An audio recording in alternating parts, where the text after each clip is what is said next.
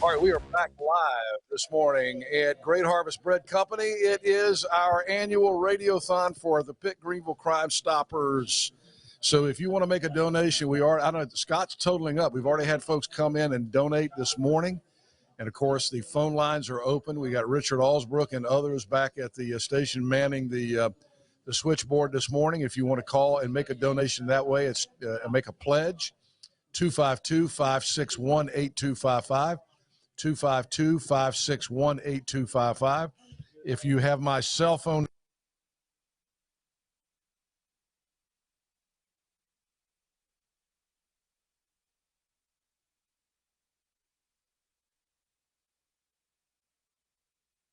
right now we're going to talk about another crime, murder at 4th and Elm. My buddy Dallas Clark, who has been writing some incredible books, and this book just won another international award in the Los Angeles Book Festival. His latest book is Murder at 4th and Elm. It is the perfect Father's Day gift, and Dallas has some books here this morning, and you'll sign them and sell them, right? I'd love to. And you can personalize it for Dad. Absolutely. Yeah, absolutely. Yeah. And there's the great Wayne Hardy has just arrived here this morning. All right, so man, what an accomplishment. Your first book wins an international award. Your second book has won an international award. I mean, it's amazing. And I'll tell you, I said when I read the first book, The Investigation Officer's File, it was as good as any book as I've ever read. I said it was very Grisham-like because it is kind of a compliment to me. I don't know how Mr. Grisham feels, but I appreciate it. But the second book, we've had you on to talk about it before, but tell us about Murder at 4th and Elm. Well, after the first book, which I never realized never thought about writing, a friend of mine said I wanted to know what happened to Willie or Woody White, because he was kind of not in the last part of the book. I said, well, maybe I need to have a sequel. So I started writing, and 4th and Elm is in the neighborhood where I grew up. I grew up on Maple Street. And right here in Greenville. Yes, sir. And so Woody, I had an experience when I was in the Marine Corps. I was in Okinawa.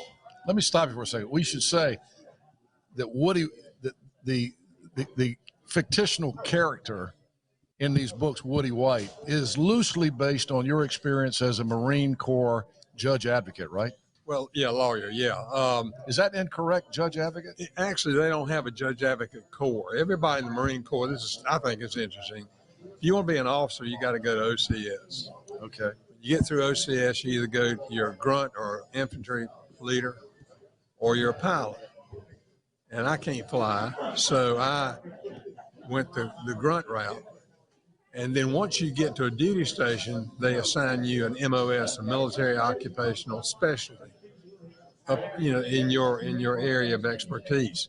They needed lawyers when I got to Vietnam because the law had changed and giving people accused the right to have a lawyer. And so I was a lawyer. But there were times, Henry, when before I got there, when guys would be trying a case one day as a lawyer and out in the bush leading men the next day, because you were trained. I was trained to be an infantry officer at the basic school. So that was based on, and when I got to Vietnam in the investigation officer's file, I was approached by two lawyers who'd prosecuted successfully a guy for crimes relating to a murder of a lieutenant. A fragmentation grenade was thrown under him, killed him, and they thought they might have convicted an innocent man. And so they had the guts to come back and say, well, we want to reinvestigate. So they actually asked me to help them with the reinvestigation. And then when I had the idea of writing a book, that came to mind, and that's what it's on. So, yeah, I followed my career right in Okinawa, in Vietnam and Okinawa, and that was what investigation. So Murder at 4th and Elm. Here's where I am in the book because I haven't finished it yet. Okay. I told you I started it. Yeah, right. Life got in the way, but I'm going to finish it this summer.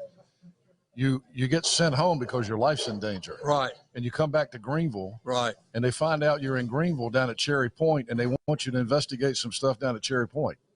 Yes. Now, did that really happen to you? No.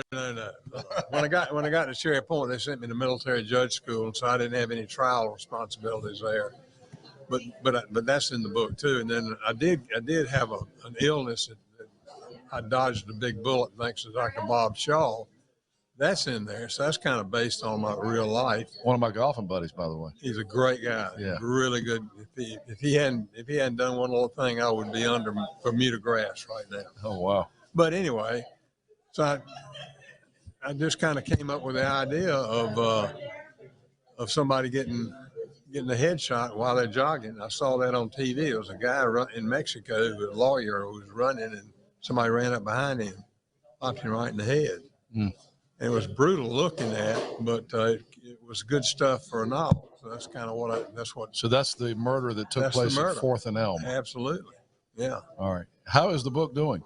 Actually, it's doing very nicely. I mean, I'm a nobody, but well, you need to stop saying that. You've won 2 international author awards. I'm not going to be able to buy a radio station with the money I'm making for these books. I can tell you that right now. Oh darn! I was going to sell you one. Yeah, well, yeah. Couldn't afford it. Could not afford it. But it's doing very nice. It's got some very nice reviews.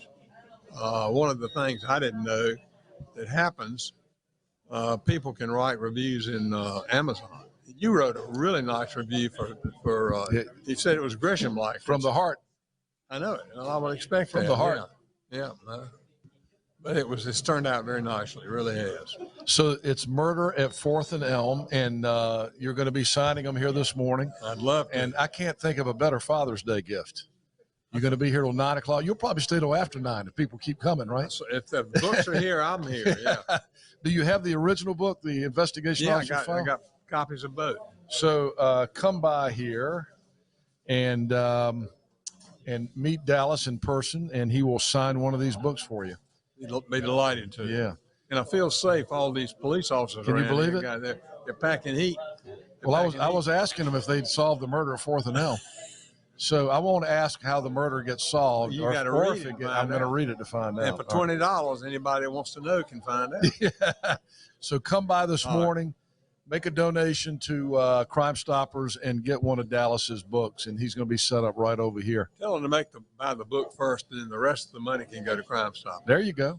We got to get our priorities straight. Exactly. Absolutely. Well, thank you for having me on. Hey, it's great to see you, Dallas. Thank you for coming back this morning. Okay. All right, 7:40. Let's get a break in. We're going to continue. Wait a minute. We have another donation. Well, we have several donations. Listen to this. Look at that. Let me read some of these, Dallas. Here, you read a couple of them. Wow. Some of those are your buddies. A Meridian Park Apartments has just donated $5,000. I mentioned this one earlier. This is the this one is the anonymous one. I can't mention that one on the air.